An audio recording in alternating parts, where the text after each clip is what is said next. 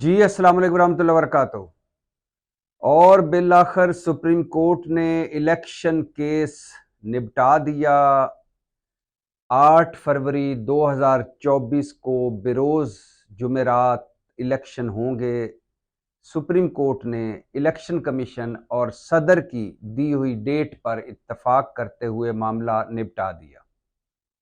معاملہ نبٹ گیا۔ الیکشن 8 فروری کو ہوں گے اور سپریم کورٹ نے کہا ہے کہ انہوں نے سہولت کاری کی ہے۔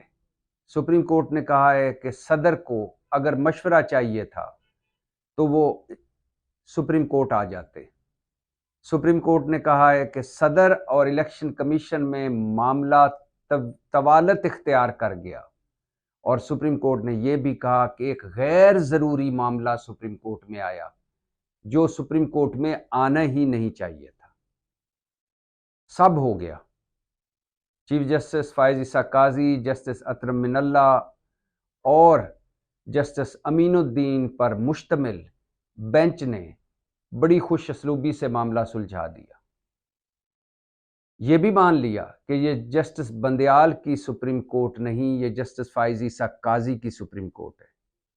یہ بھی مان لیا کہ سپریم کورٹ میں اب ون مین شو نہیں ہے، مطلب مارشل لا نہیں ہے، جمہوریت آ چکی ہے، مطلب از خود نوٹس اور بینچ بنانے کا اختیار اب صرف چیف جسٹس کو نہیں 3 سینئر ججز کو ہے۔ مطلب سپریم کورٹ میں مشاورت آ چکی، جمہوریت آ چکی۔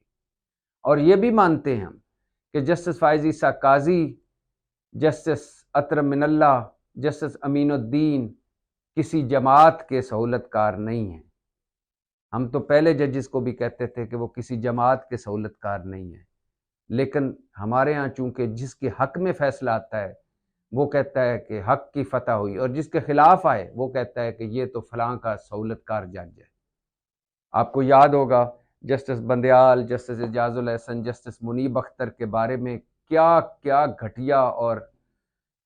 گھٹیا لفظ استعمال، اس کے لیے گھٹیا بھی لفظ چھوٹا پڑ جاتا ہے، جو باقاعدہ منظم مہم چلائی پی ڈی ایم حکومت نے اور مسلم لیگ نون نے، اور متعصب جج کا سٹنگ چیف جسٹس کو براہ راست دھمکیاں دی گئی، گھنونی مہم چلائی گئی، کردار کشی کی گئی، کنڈکٹ پر اور خاندانوں تک بات پہنچائی، ساس تک بات پہنچائی مسلم لیگ نون نے اور پی ڈی ایم حکومت نے۔ مولانا صاحب نے سپریم کورٹ کے سامنے جلسہ کر کے دھمکیاں دی سپریم کورٹ کو، اور مریم نواز نے سیاسی جلسے میں سٹنگ ایک جج کی تصویر چلا کر سازشی جج کہا۔ لیکن ہم تو ان تمام ججز کی عزت کرتے ہیں اور کہتے ہیں کہ جسٹس فائز عیسیٰ قاضی، جنہوں نے حدیبیہ جیسا نواز شریف صاحب کا اوپن اینڈ شٹ کیس بند کر دیا، ختم کر دیا، اور جسٹس فائز عیسیٰ قاضی اور جسٹس اطہر من اللہ جب اسلام آباد ہائی کورٹ کے چیف جسٹس تھے تو انہوں نے نواز شریف صاحب کی زندگی کی گارنٹیاں مانگی، فل ڈے سماعتیں کی نواز شریف صاحب نے۔ اگر نواز شریف صاحب کو کچھ ہوا تو ذمہ دار کون ہوگا؟ یہ جسٹس اطہر من اللہ صاحب کا اسلام آباد ہائی کورٹ ان کی سربراہی میں بول رہا تھا، اور ہم تو وہ بھی اس کو بھی کہتے ہیں کہ قانون کے مطابق ہوگا جو جسٹس اطہر من اللہ کے اسلام آباد ہائی کورٹ نے جب مریم نواز اور کیپٹن صفدر کی ضمانتیں ایون فیلڈ میں معطل کی، مطلب ان کی سزا معطل کی اور ضمانتیں دی، جس پر سپریم کورٹ نے 5 اعتراضات اٹھائے کہ آپ تو یہ ایسا کر ہی نہیں سکتے تھے، لیکن اس کے باوجود ہم کہتے ہیں کہ جسٹس فائز عیسیٰ قاضی، جسٹس اطہر من اللہ، جسٹس امین الدین قابل احترام ججز ہیں اور کسی کے سہولت کار نہیں۔ مان لیا یہ سب کچھ مان لیا کہ اب الیکشن ہوں گے، ضرور ہوں گے 8 فروری کو، لیکن بصد ادب چیف جسٹس صاحب یہ معاملہ آپ تک پہنچا کیوں؟ صدر نے الیکشن کی ڈیٹ کیوں نہ دی؟ الیکشن کمشنر اور چیف الیکشن کمشنر صاحب بہادر نے 4 بار آئین کی خلاف ورزی کیوں کی؟ شہباز حکومت نے سپریم کورٹ کیوں تقسیم کی؟ سپریم کورٹ پارلیمنٹ کو سپریم کورٹ کے سامنے کیوں لا کھڑا کیا اور گورنر کے پی آئینی خلاف ورزی کے کیسے مرتکب ہوئے؟ چیف جسٹس صاحب سے بصد ادب آپ تو ہمیشہ آئین کے ساتھ کھڑے ہوتے ہیں۔ صدر علوی کے بارے میں پچھلی سپریم کورٹ کہہ چکی ہے کہ قاسم سوری رولنگ جو غیر آئینی قرار دی پچھلی سپریم کورٹ نے، اس پر کہا کہ صدر نے جو وزیر اعظم کی اسمبلی ڈیزالو کرنے کی جو سمری تھی، اس پر جب اسمبلیاں تحلیل کی تو وہ غیر آئینی تھا۔ مطلب صدر، پچھلی سپریم کورٹ کہہ رہی ہے کہ جو قاسم سوری رولنگ تھی اس پر صدر کا کردار غیر آئینی۔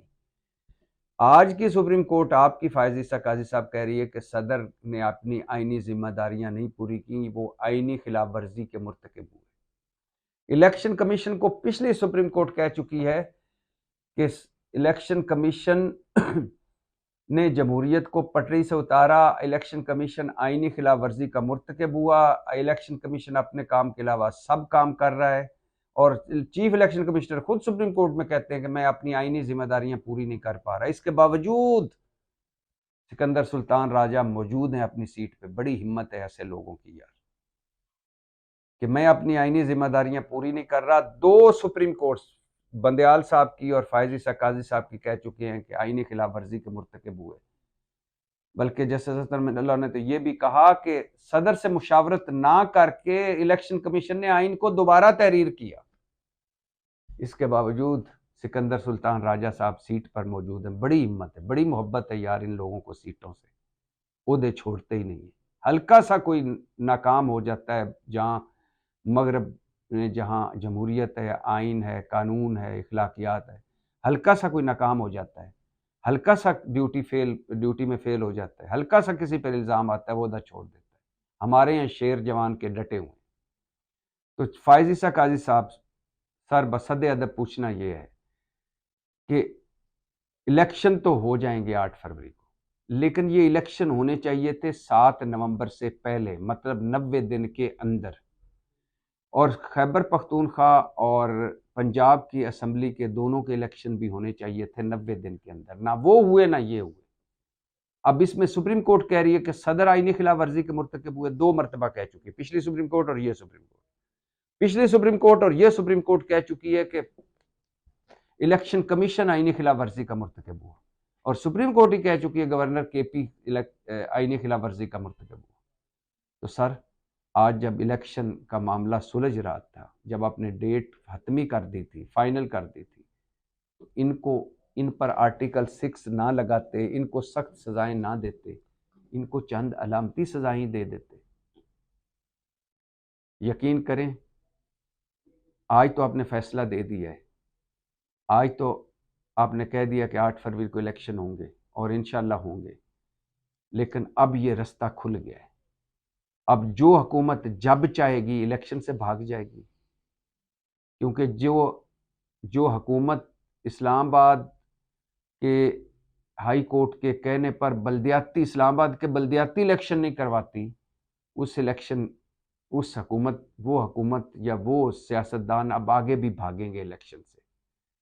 لہٰذا یہ جب چاہیں گے الیکشن سے بھاگیں گے، جب چاہیں گے سپریم کورٹ کے فیصلے ردی کی ٹوکری میں پھینکیں گے، جب چاہیں گے یہ آئین توڑیں گے، جب چاہیں گے یہ آئین کی من مرضی تشریحات کریں گے، اور یہ اسی طرح گند پڑتا رہے گا۔ آج اگر آپ ان کو کم از کم علامتی سزائیں دے دیتے تو یہ معاملہ آئندہ کے لیے ہمیشہ کے لیے بند ہو جاتا، آئندہ کوئی بھی یہ جرت نہ کرتا۔ اور دوسری بات ہے، چیف الیکشن کمشنر صاحب بہادر، آپ اسلام آباد کے بلدیاتی انتخابات کروا نہیں سکتے، آپ خیبر پختونخوا، پنجاب اور مرکز کے انتخابات پر آئینی خلاف ورزی کے مرتکب ہوئے ہیں۔ آپ کراچی کے بلدیاتی انتخابات میں دھاندلی رکوا نہیں سکتے۔ آپ خود کہہ رہے ہیں کہ آپ خود کہہ چکے ہیں کہ مجھے آئینی رکاوٹیں میں جو آئینی ذمہ داریاں اس میں رکاوٹیں ڈالی جا رہی، اس کے باوجود آپ کس چکر میں اپنی سیٹ پہ بیٹھے ہوئے ہیں؟ عزت سے گھر جانا بھی ایک بہترین آپشن ہوتا ہے۔ پاکستان زندہ باد۔